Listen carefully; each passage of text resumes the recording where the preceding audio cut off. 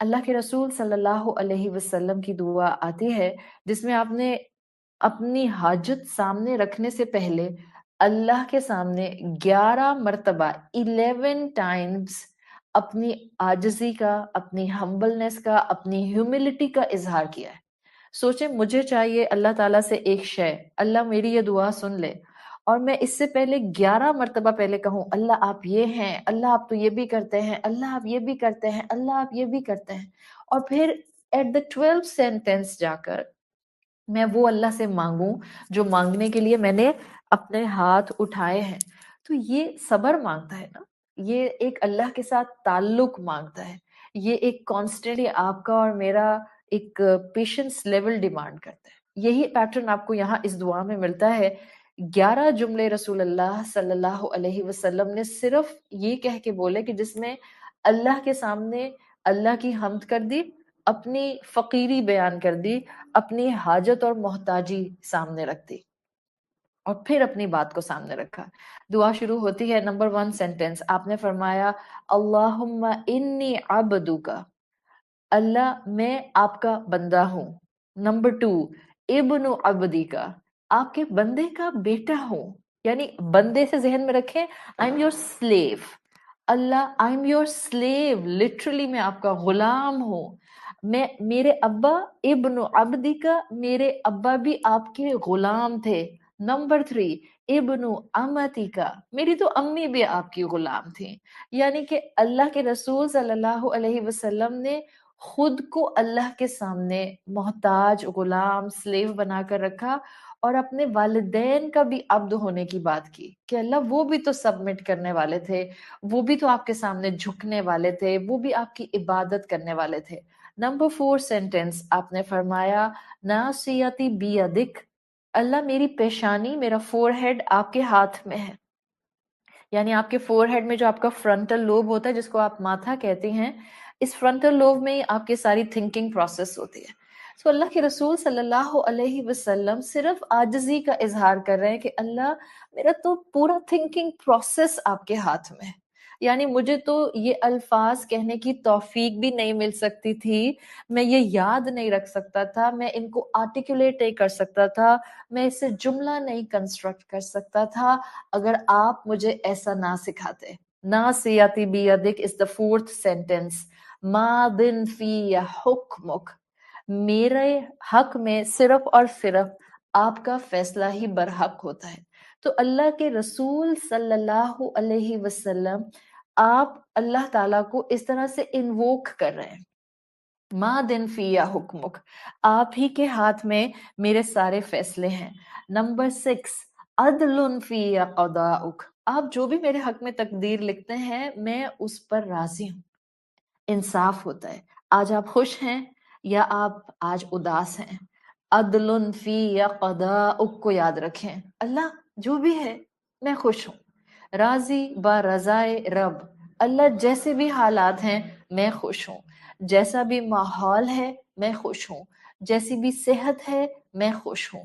عدل فی قضاؤک، آپ کے فیصلے جسٹس پر بیسڈ ہوتے ہیں. اسألک 7 سینٹینس آپ صلی اللہ علیہ وسلم نے فرمایا اسألک، میں آپ سے سوال کرتا ہوں بکل اسم ہوا لک، جو بھی آپ نے اپنے لیے نام تجویز کیا ہے اللہ میں آپ کو آپ کے ناموں کے حوالے سے پکارتا ہوں. ہم اکثر دعاؤں میں کہتے ہیں نا کہ ہمیں وسیلہ بنانا ہے دعا کے اندر، اور پھر ہم دعا مانگیں گے تو دعا قبول ہوگی. سو رسول اللہ صلی اللہ علیہ وسلم کی اور احادیث بھی یہ بتاتی ہیں، اور یہ حدیث بھی یہ بتاتی ہے کہ اگر وسیلہ بنانا ہے تو اللہ کے ناموں کو وسیلہ بناؤ. اسی طرح سے احادیث میں یہ بھی پتہ چلتا ہے کہ وسیلہ بنانا ہے تو انسان اپنی ٹوٹی پھوٹی نیکیوں کا وسیلہ بنا سکتا ہے. اللہ میں نے اس وقت آپ کی بات مانی تھی، it was too difficult, please آپ میری آج یہ بات قبول کر لیں. یہ بندہ اس طرح سے مانگ سکتا ہے، اس میں کوئی مذائقہ نہیں ہے. اللہ کے رسول صلی اللہ علیہ وسلم ہی ہمیں بتا کر گئے ہیں. تو 7 سینٹینس میں آپ نے فرمایا اسألک بکل اسم ہوا لک، اللہ میں آپ کے ہر نام کے ساتھ آپ سے سوال کرتا ہوں. پھر 8 جملہ آپ نے فرمایا، ابھی بھی مانگا نہیں، کیا مانگ رہے ہیں، ابھی صرف تعریفیں کر رہے ہیں. اپنی کیفیت بیان کر رہے ہیں. سمیت بہ نفسک، جو نام بھی اللہ آپ نے اپنے لیے تجویز کیا ہے. What ever name you have decided for your self. Classical scholars کہتے ہیں کہ یہ وہ دعا ہے رسول اللہ صلی اللہ علیہ وسلم کی جس میں لٹرلی جب آپ سوچ سمجھ کے مانگتے ہیں تو آپ اللہ کو اس کے ہر نام سے پکار رہے ہوتے ہیں، چاہے آپ اس کو اس وقت زبان سے ادا نہیں کر رہے ہوتے، لیکن جو الفاظ رسول اللہ صلی اللہ علیہ وسلم نے کہے نا، سمیت بہ نفسک، میں آپ کو ہر نام کا حوالہ دیتا ہوں جو نام شاید صرف ابھی آپ کے ذہن میں ہے.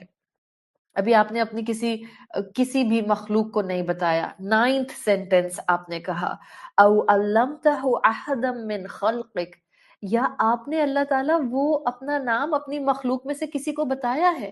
ہمیں اللہ تعالیٰ نے اپنے چند نام بتائے ہیں، جنات کو اللہ نے اپنے چند نام بتائے ہوں گے، یہ چرند پرند، یہ جو آپ کی اور میرے پاس کائنات ہے جو اللہ کی تسبیح کرتی ہے، اللہ نے ان کو اپنے کچھ نام بتائے ہوں گے. رسول اللہ صلی اللہ علیہ وسلم نے سب کو انسرکل کر لیا.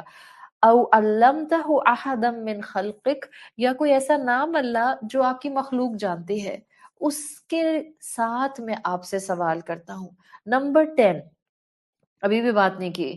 او انزلتہ فی کتابک، آپ نے اپنا کوئی نام اپنی کسی کتاب میں نازل کیا ہے.